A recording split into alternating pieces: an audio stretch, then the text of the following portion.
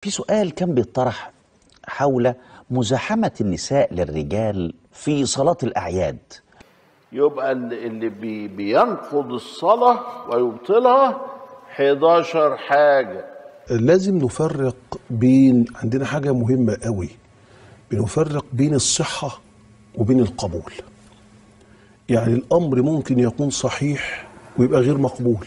حتى الشيخ ابن تيمية قال والإمام أحمد في مذهبه بأنها مكروه، روايتان. Nah, menurut informasi kejadiannya ini di Indramayu ya, di Jawa Barat, di salah satu pondok pesantren di sana yang sangat terkenal ya. Juga terjadi di beberapa tempat di negara lain, misalnya di Mesir. Nah, ini ada videonya, tapi mungkin kasusnya berbeda ya. Kalau tadi itu di masjidnya memang sudah diatur sedemikian rupa, tapi kalau di Mesir ini memang situasinya agak crowded.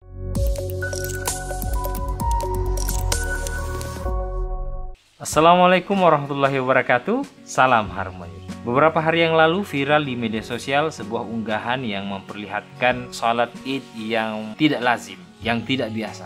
Karena biasanya kan kalau sholat jamaah itu saf laki-laki dan perempuan itu berpisah. Nah, tapi di unggahan tersebut terlihat bercampur dengan seorang perempuan paruh baya. Nah, untuk lebih jelasnya kita sama-sama menyaksikan videonya. Nah, menurut informasi kejadiannya ini di Indramayu ya, di Jawa Barat, di salah satu pondok pesantren di sana yang sangat terkenal ya, Pondok Pesantren Az-Zaitun. Nah, ini perempuannya, dan nampaknya memang beliau ini orang yang dihormati di sana. Saya nggak tahu siapa beliau. Allahu Akbar. Nah, ini sempat diberitakan oleh media-media nasional.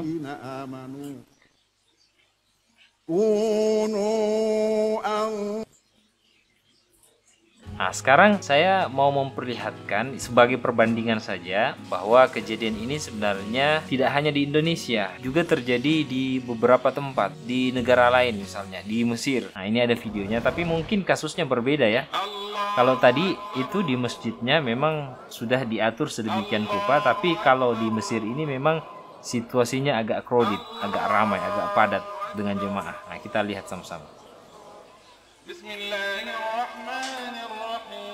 Nah, di sini bahkan mereka sholat di samping mobilnya ya, di tempat parkiran.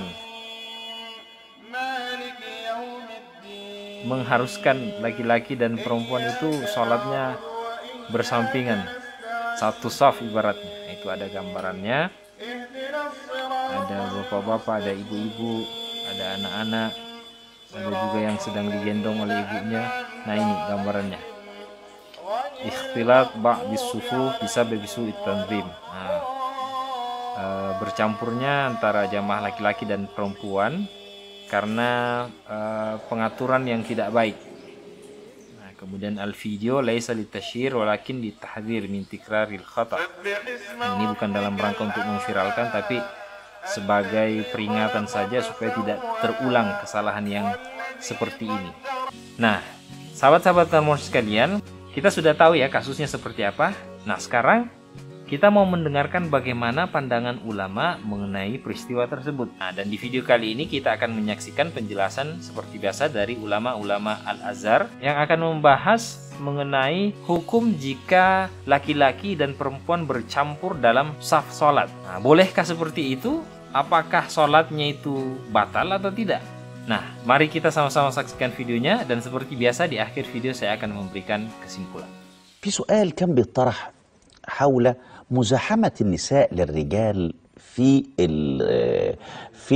المناسبات الكبيرة. نعم. في مناسبة أسبوعية، صلاة الجمعة. تمام. في صلاة الأعياد، في أداء مناسك العمرة أو مناسك الحج. نعم. ده الحكم إيه هذه المزاحمة يا مولانا؟ احنا نقدر نقول عايزين بس نجعل البيت الحرام المناسك على جنب. تمام. دي أمور مفروغ منها. احنا في السعي رجال ونساء ماشيين، كل مشغول بنفسه، كل مشغول بربه. في الطواف الرجل بجوار المرأة، محدش أبدا بيفكر انه يلتفت حواليه عشان شهوة ولا أبدا، ده كله بيقول يا رب تقبلني. وبيبكي وهو يطوف. إذا البيت الحرام والمسجد ده أمر صعب جدا، يعني صعب ضبطه، لأن خلاص هذا الأمر قديم وأصبح الآن يعني يكاد يكون خلاص يعني معروف كده إن ده الحال بتاعنا. أما إن إحنا نيجي نقول في المسجد أو في مثلا مصلى العيد، زي ما انتشرت صورة بعض الصور كده تقول لك ادي حال، والبعض بقى يقول لك ادي في، حتى شفت واحد معلق كده بيقول لك ايه يعني اين الازهر من هذا؟ صورة يعني في مصلى العيد تقريبا رجل واقف وبجواره امرأة وبعدين امرأة تانية وبعدين رجل. طيب فبيقول لك اين الازهر؟ الله يا جماعة، طب والازهر ماله مال كده؟ طيب ايه رأيك بقى ان جمهور العلماء على ان هذه الصلاة صحيحة حتى ولو كانت في فريضة؟ يبقى إذن الإمام النووي يقول وإذا وقفت المرأة بجوار الرجل فصلاة كليهما صحيحة. بس الصلاة صحيحة عند جمهور العلماء. قال وهذا مذهبنا ومذهب مالك. قال هذا مذهبنا ومذهب مالك. الصلاة باطلة ولا مش باطلة؟ عند جمهور العلماء ليست باطلة، وإنما كرهوها فقط. حتى يعني اللي يجي يتشدق يقول لك حتى الشيخ ابن تيمية قال والإمام أحمد في مذهبه بأنها مكروه، روايتان، رواية بالكراهة ورواية بالبطلان. يبقى حتى اللي كمان عايز يتشدد لا ده الشيخ كمان يا عم اللي انتوا بتحتاجوا بيه كمان لم يقل بالإيه؟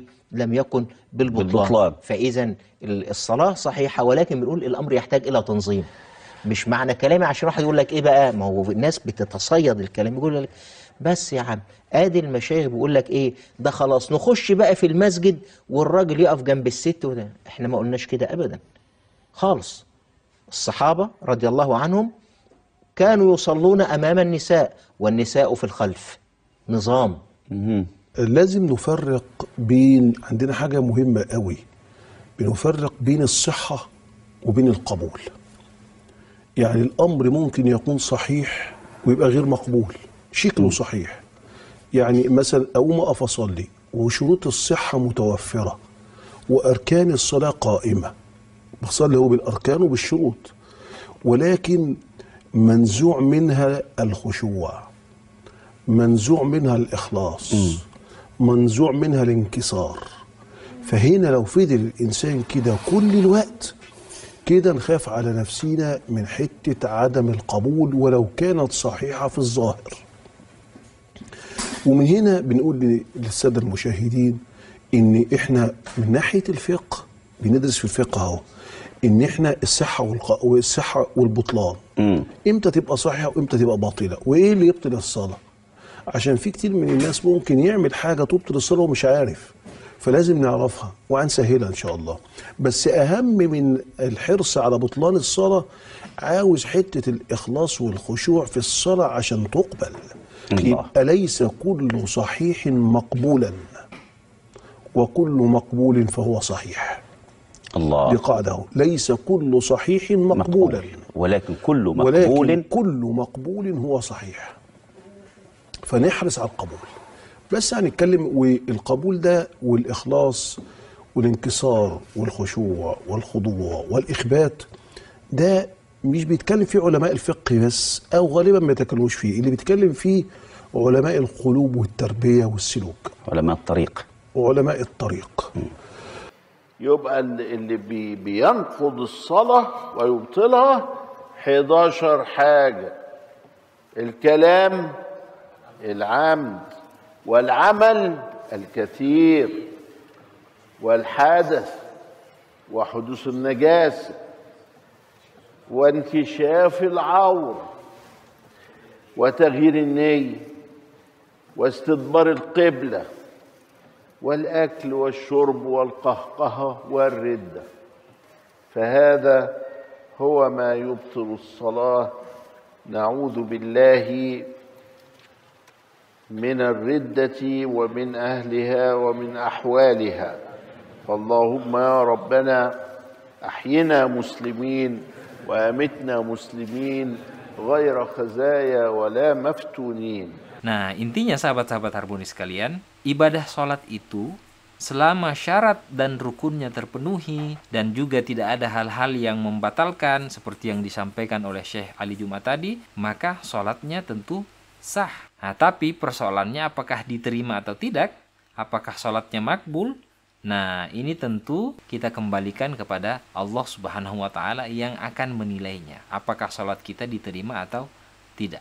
Nah, ada kaidah yang menarik yang tadi disampaikan oleh Syekh Majdi Ashur, bahwa tidak semua sholat yang sah itu pasti diterima oleh Allah Subhanahu wa Ta'ala. Tapi semua yang diterima oleh Allah pasti sah. Apa pelajarannya sahabat-sahabat harmonis sekalian? Tidak perlu kita terlalu sibuk menilai salat orang lain. Cukuplah kita menilai salat diri kita masing-masing. Apakah sudah sah secara hukum agama, secara fikih atau tidak? Dan yang paling penting tentu, apakah salat kita diterima oleh Allah Subhanahu wa Ta'ala? Ya tentu kita berdoa semoga salat kita diterima oleh Allah Subhanahu wa Ta'ala. Nah, mungkin ada yang bertanya, kenapa sih laki-laki yang di depan sedangkan perempuan yang di belakang dalam salat? Nah, jawabannya karena memang begitulah yang diajarkan oleh Rasulullah SAW. Nah, dalam sebuah riwayat disebutkan Rasulullah bersabda, khairu sufufir rijal awwaluha. Saf yang terbaik bagi laki-laki adalah saf yang paling depan. Sedangkan bagi perempuan, saf yang paling baik adalah saf yang paling belakang. Ya, jadi begitulah seperti yang diajarkan oleh Rasulullah dan diamalkan oleh para sahabatnya. Sehingga begitu pula yang kita amalkan. Oke, saya kira demikian video kali ini. Jika teman-teman menganggap video ini bermanfaat, silahkan di-share kepada orang lain. Terima kasih.